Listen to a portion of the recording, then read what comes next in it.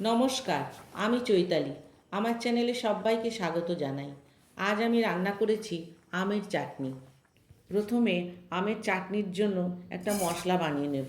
তাই হাফ চামচ জিরে আর হাফ চামচ মৌরি নিয়ে নিয়েছি।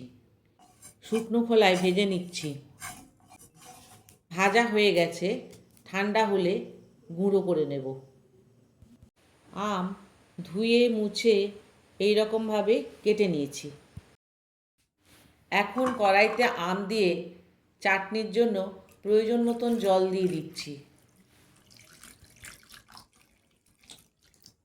এই সময় অল্প একটু হলুদ গুঁড়ো আর নুন দিয়ে দেব। ভালো করে মিশিয়ে নিয়ে ঢাকা দিয়ে রান্না করব আম সিদ্ধ হওয়া পর্যন্ত। কিছুক্ষণ পর ঢাকা খুললাম। আম সিদ্ধ হয়ে গেছে। এখন গ্যাস অফ করে দিয়ে ঝোল সমেত আম একটা বাটির মধ্যে ঢেলে নিচ্ছি।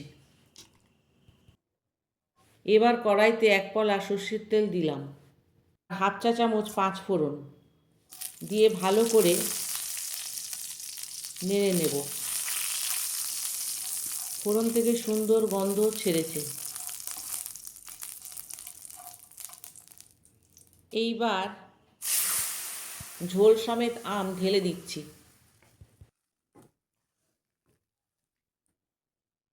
প্রয়োজন মতন চিনি দিয়ে দিলাম। ভালো করে মিশিয়ে নিয়ে কিছুক্ষণ ফুটিয়ে নেব, যতক্ষণ না চিটচিটে ভাব আসে। কিছুক্ষণ পর চিটচিটে ভাব এসে গেছে। এবার গ্যাস অফ করে দেব। গুঁড়ো করে রাখা ভাজা মশলাটা দিয়ে ঢাকা দিয়ে রাখবো 2 মিনিট।